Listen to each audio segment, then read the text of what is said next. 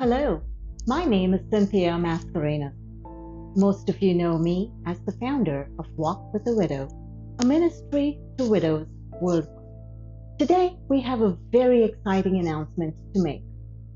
We have faithfully served widows in the local and global community and will continue to do so for years to come.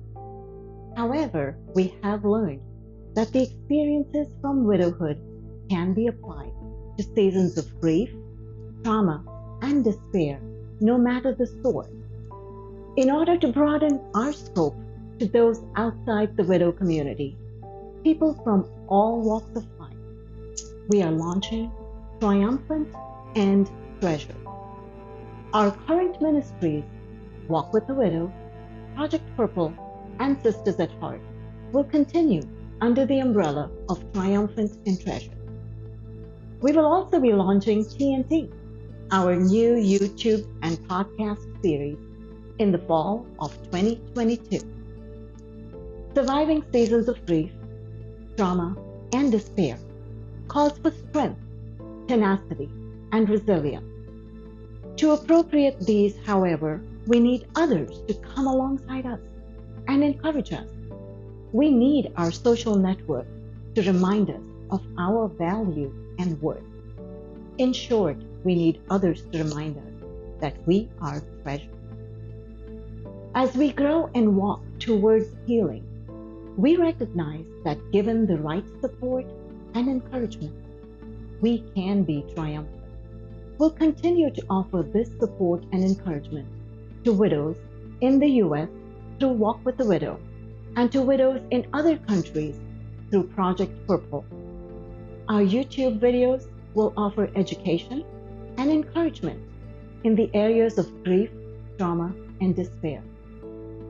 We can now serve widows and non-widows as we walk with them on their journey to restoration and healing.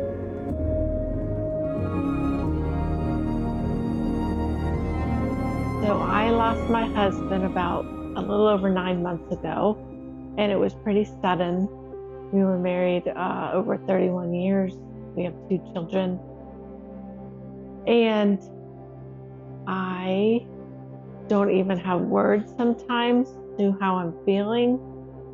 The big feeling I have is being very alone. I could be in a room with a whole bunch of people, but at the end of the day, I just feel alone, unloved, not cared about.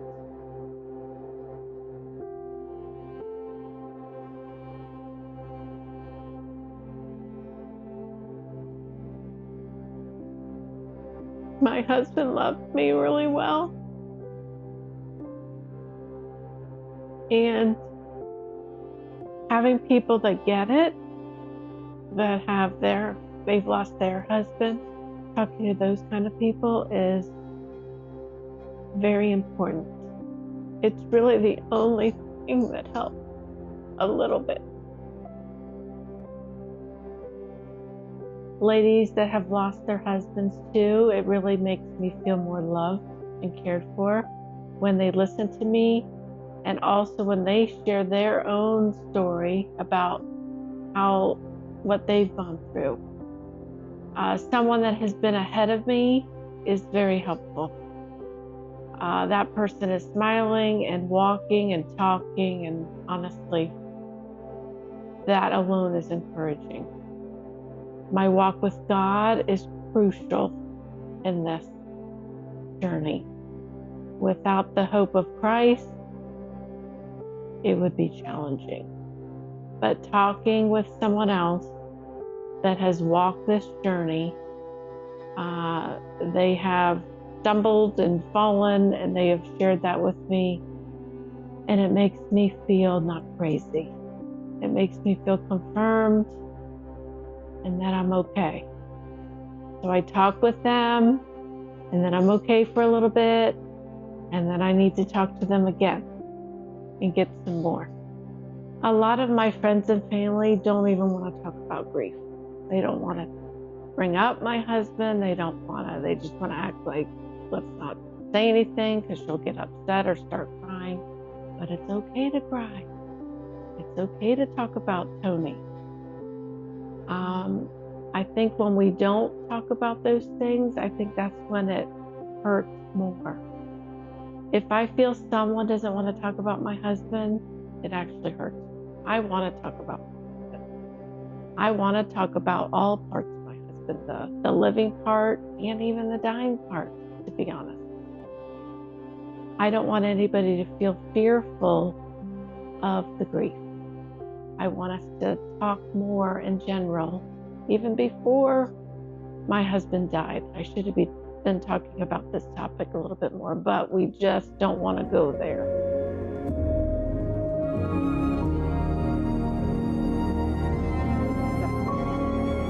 My earliest memory of trauma is at age 5. So I would consider that trauma has always been a part of my life. As a matter of fact, even the circumstances of my birth included trauma for those around me. And at age 5, though, it entered my life in a different way. And I'm not sure if it was at the same time or not, but I remember my grandmother telling me that it would be shameful if other people knew what was going on in our family. And so along with trauma, I learned that secrecy around trauma was important, which to me as a child communicated that I just needed to suck it up and get on with life.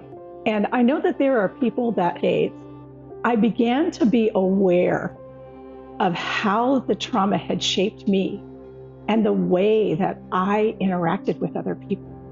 And my fear of conflict, which caused me to feel powerless, that I didn't have a voice, that it didn't really matter what happened to me. I was just supposed to take it.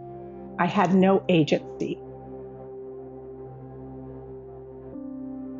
Eventually, I did find a counselor.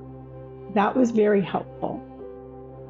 I began integrating into my community of faith and found small places where I could begin to develop trusting relationships with people. And we began to open up about what was below that, the public persona, and be real about our feelings. That helped tremendously. And it helped for me to know that I was acceptable to a slightly larger group of people. My real self was acceptable to them. And that became a really significant part of my life. I sought out groups where I didn't have to explain what was going on or give rationale for anything. They knew because they had lived it too. And I could listen to their stories and their journeys, and that gave me hope that I too could make the same journey. So it's been an interesting journey, and I'm so grateful. I am so grateful for the people who have made that journey with me.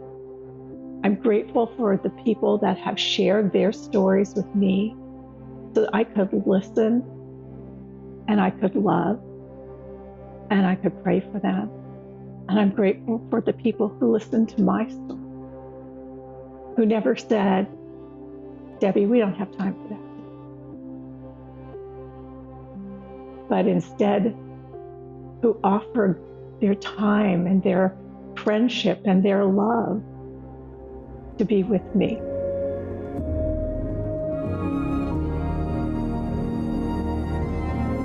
Hi, I've been asked to talk about despair and my experience with that process. I recently had some pretty major health issues. I suffered 2 strokes that dramatically changed my life forever.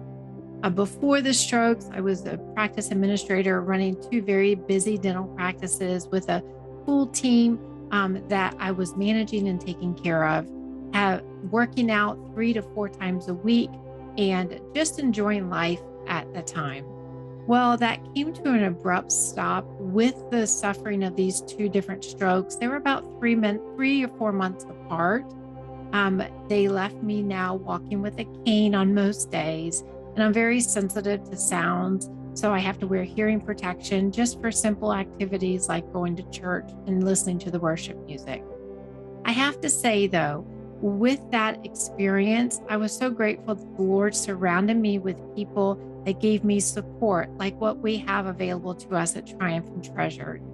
Having support to work through the despair of the abrupt changes that we experience in life that sometimes are definitely not welcomed, but we can walk through those experiences with grace and hold our head up high. And even when we don't feel strong enough to do it alone, we surround ourselves with people that can do that for us. I'm so grateful that there were some people that I spoke to after my stroke that gave me the support and shared their experiences and just gave me some excellent advice in that regard, some excellent medical professionals, and of course, the loving support of my husband and daughter. So I have to say that going through despair, you don't want to do this alone. Surround yourself with a support system like Triumphant N Treasured so that you can come out on the other side with a smile, holding your head up high, and walking out this new season in your life. Realizing that other people know what you are going through and that you are not alone is a big part of your healing journey. You don't have to walk this road alone because others have walked this road before you and will walk with you. Thank you for being a part of Triumphant N Treasured.